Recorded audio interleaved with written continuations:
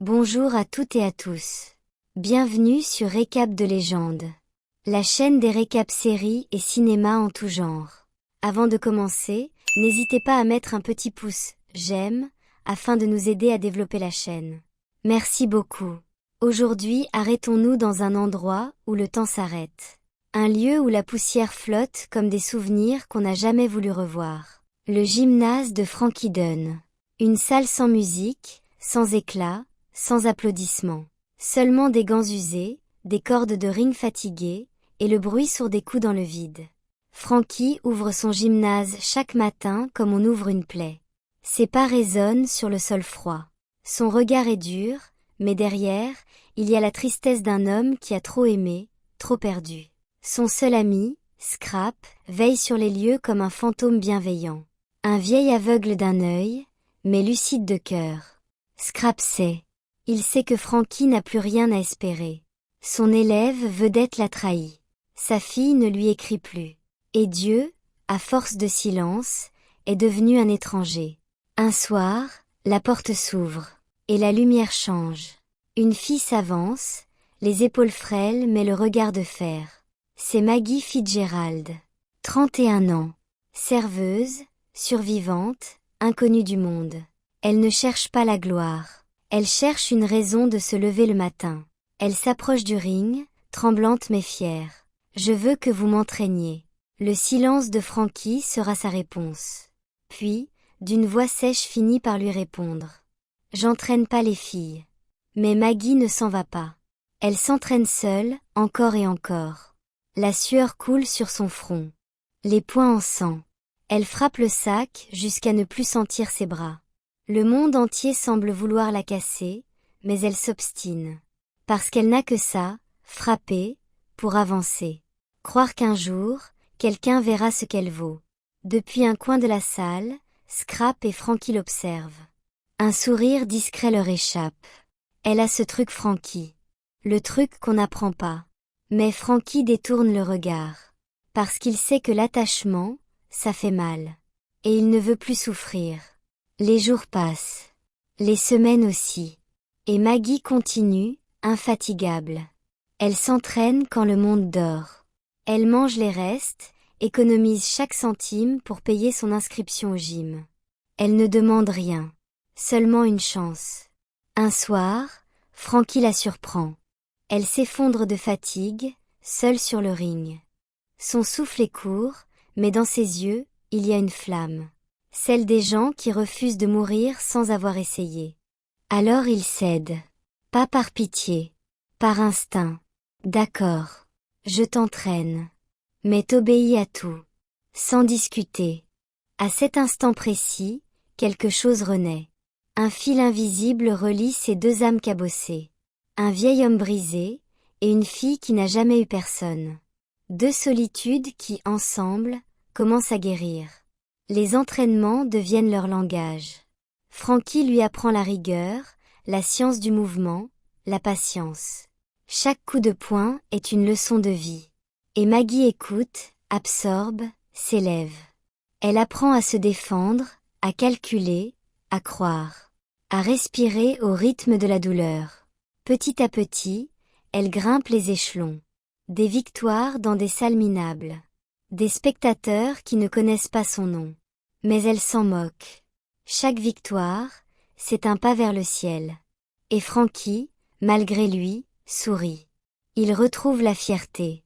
L'émotion d'un père qui voit sa fille accomplir ce qu'il n'a jamais osé rêver. Un soir, elle lui offre un cadeau. Un short vert, avec une inscription en gaélique, Mochuil. Mon sang. Mon trésor. Elle ne comprend pas ce que ça veut dire, mais Frankie, lui, sait. Et dans ses yeux, on voit briller quelque chose qu'il avait perdu depuis longtemps, la tendresse. Le grand combat arrive. Sous les projecteurs, Maggie marche vers le ring. Le public hurle son nom. Frankie, dans son coin, lui murmure. Reste toi-même. Ne perds jamais ton âme. Les premiers rounds sont un ballet. Maggie danse, esquive, frappe. Chaque coup semble porté par toute une vie de douleur retenue. Frankie la regarde, les yeux humides. Elle est invincible. Mais le destin ne joue jamais franc jeu. Entre deux rounds, un instant d'inattention. Lorsque la cloche sonne.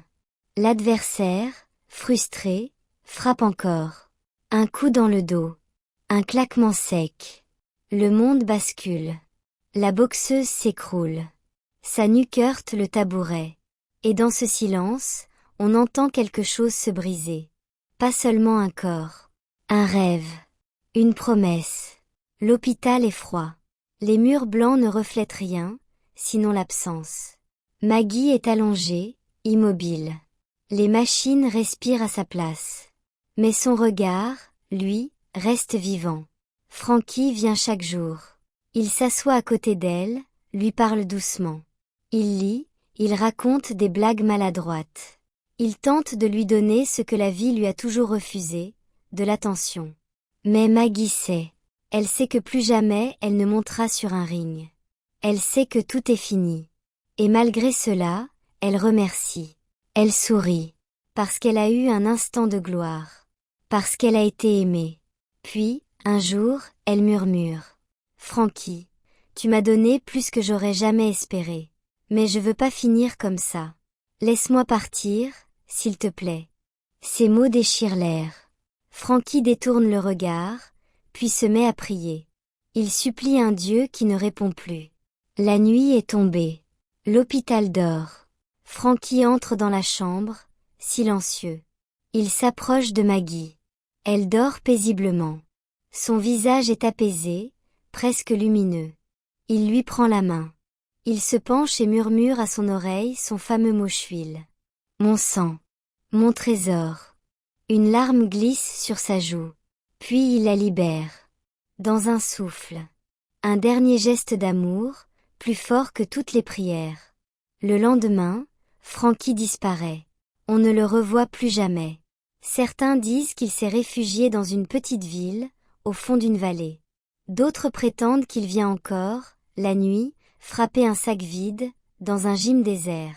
Scrap, lui, garde le silence. Mais dans une lettre, il écrit. Elle voulait être vue. Elle voulait être quelqu'un.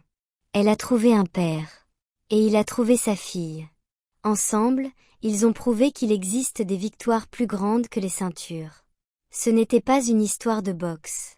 C'était une histoire d'amour. Pas celui qu'on montre. Celui qu'on cache. Celui qui fait mal, mais qui sauve. $1 000 000 Baby n'est pas un film. C'est un cri. Un murmure pour tous ceux qui se battent seuls. Pour ceux qu'on ne voit pas. Pour ceux qui tombent, mais se relèvent encore, même quand ils ne peuvent plus bouger. Et quelque part, dans le silence du monde, on entend encore ce mot irlandais flotter, ce mot chouil. Mon sang. Mon trésor. Si vous avez aimé cette histoire, n'hésitez pas à vous abonner et à laisser votre avis en commentaire. Et pourquoi pas, nous indiquer les résumés de films que vous souhaiteriez voir dans nos prochaines vidéos. Des bisous, à très vite.